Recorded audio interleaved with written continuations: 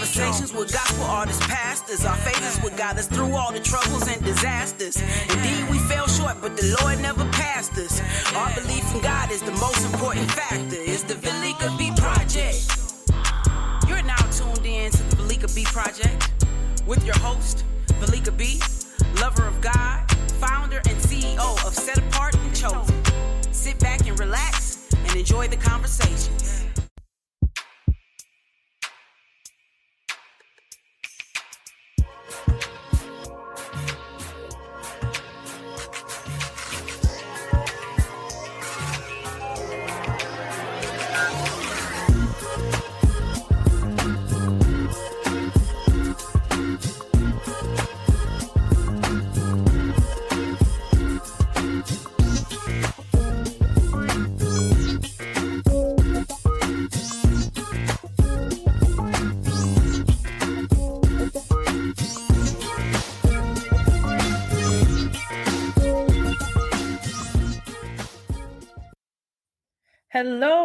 Hello, Facebook family, radio family, podcast, IG, and YouTube family. It's your girl, Velika B, back with another amazing interview. And I'm excited about this one. Hold on, let me pop up like I always do. Who's coming on? Family, guess who's in the building? Joshua Rogers. He is Sunday's Best Season 5 winner, and I get the opportunity to talk to him. So I'm not going to hold you guys up, so let's go ahead and get started with this interview. What's up, my friend? How are you today? I'm doing great. How are you? Awesome. Season 5, Sunday Best. And you were one of the first and youngest male winner. Yeah. Let's hear about your experience with season 5 with Sunday Best. It was really dope. You know, it was a first of many of for me. Yeah, that did not come out right. But you know, it was so many firsts for me, and it's the first time I had traveled, you know, out of state by myself and all that kind of stuff. So I was extremely nervous. And I'm the type of person, you know, I wouldn't necessarily call it shy, but I do have some introvert qualities.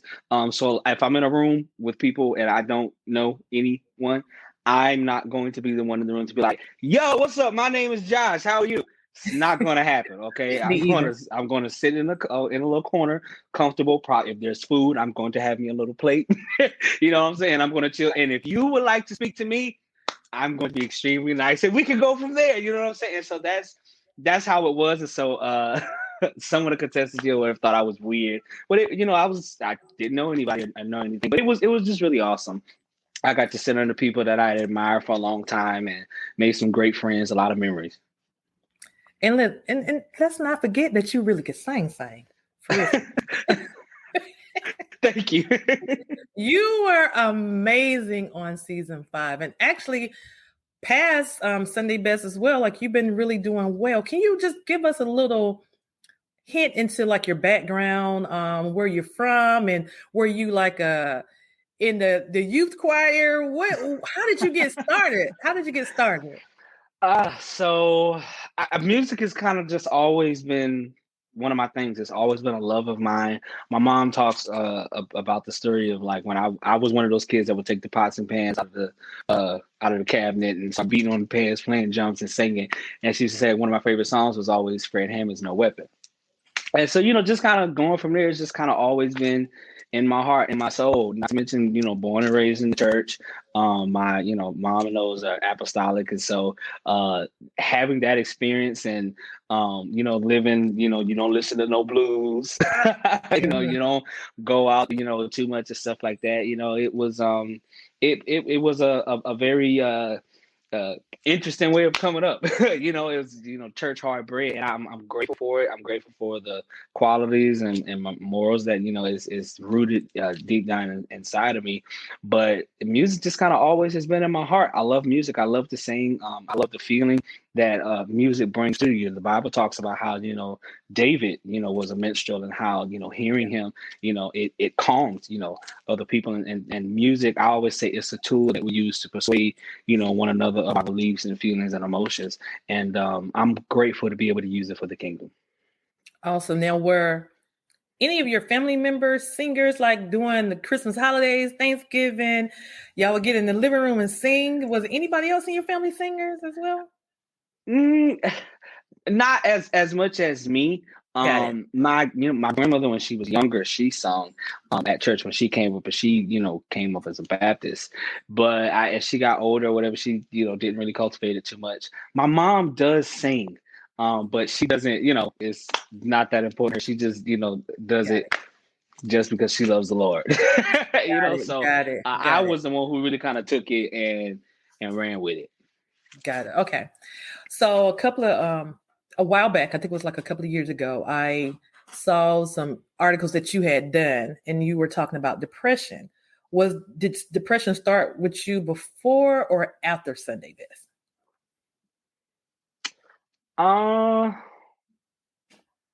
Definitely after. Definitely after.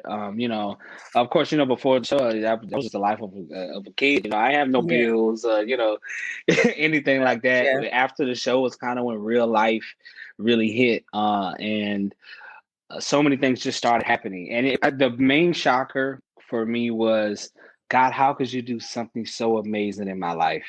And now it feels like everything is falling apart. Like my situation started happening personally with family. Things were happening career wise. Because for the longest, people don't know this, but I was not played on the radio for my first couple of years in the industry. And that, wasn't, on me, but, the company that owns most of the, big radio stations around the nation were not playing artists from my label at that particular time because of their own legal issues. And so I was caught up in that. And so I didn't get much airplay, so it kind of seemed to a lot of people like, where did Josh go? He's like, hey, I'm still here working in the vineyard, still a soldier, but there were a lot of experiences that I call them on the job training. They gave me strength. They taught me endurance. They taught me, they built up my faith.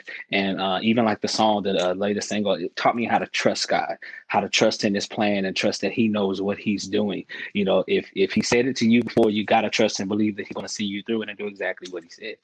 Right. Now, with other artists coming up, by you going through this, how can you encouragement? Was it the song, words, scripture? How did you navigate through that season? That was a hard season, I'm for sure. And I know other people go through it, but I'm so honored and so proud that you was able to speak out about it, because a lot of people feel embarrassed about it. Millions of people are dealing with this every single day.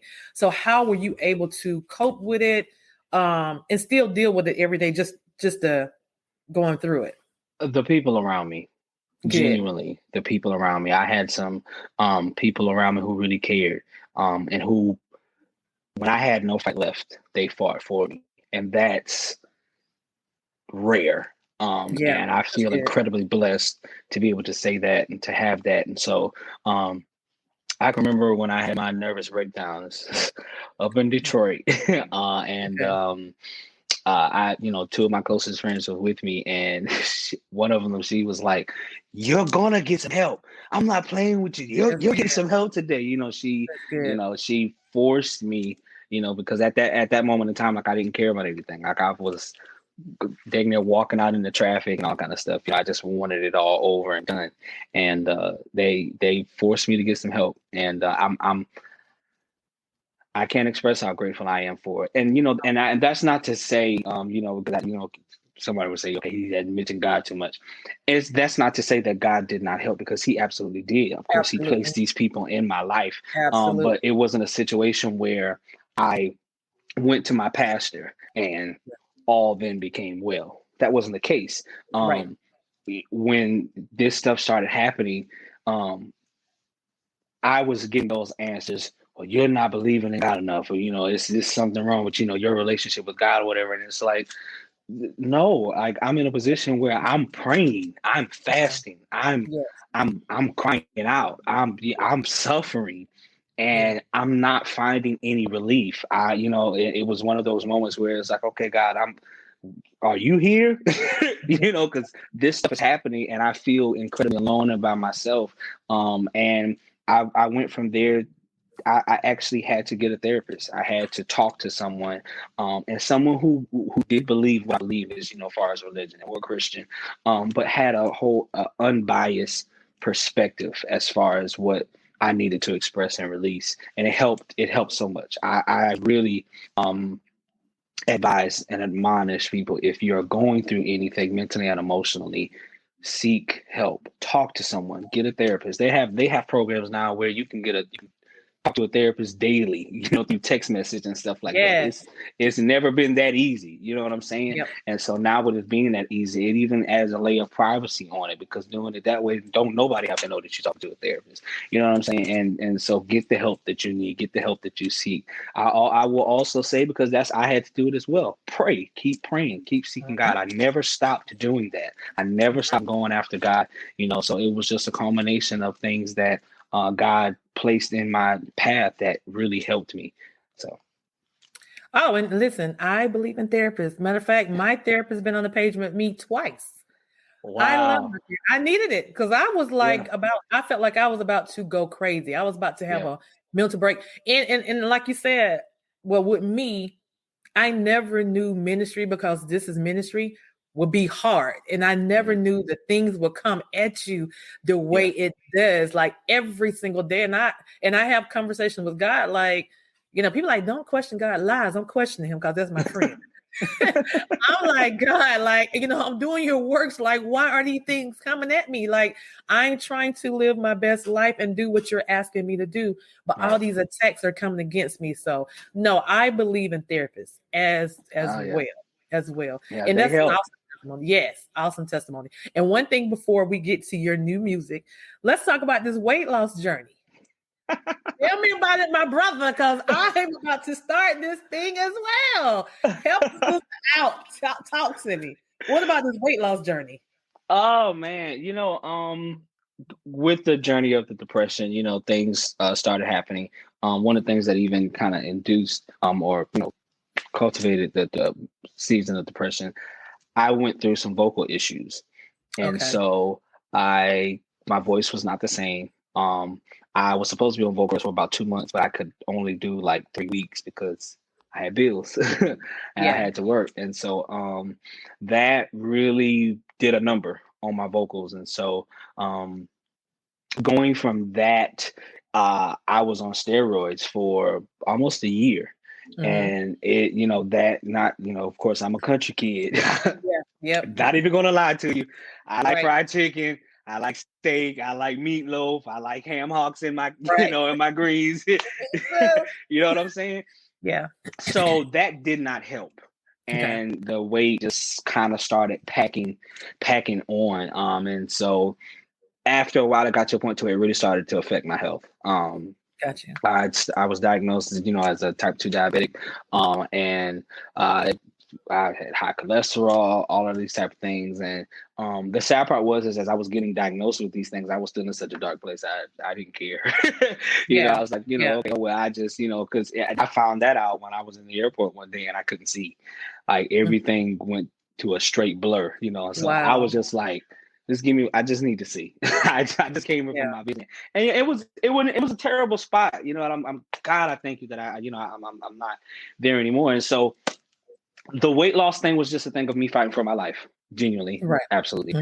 There were some difficult moments with it.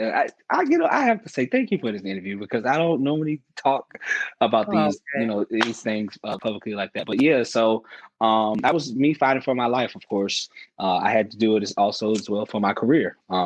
If I wanted to continue to be successful and get opportunities and stuff like that, you have to be a certain level of aesthetically pleasing. And so that was a part of the push as well. But more than anything, it was just me fighting for my life, me fighting for the me that I know that I am and that I want to be.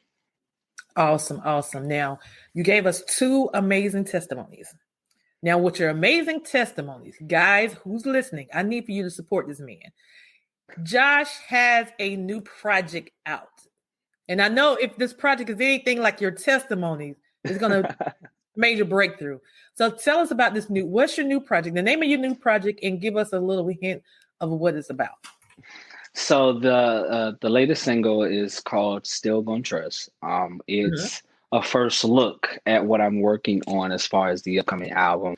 So this will be my fourth album that I would have released. And so I'm still working on that. I it's What I have so far is amazing. Yeah.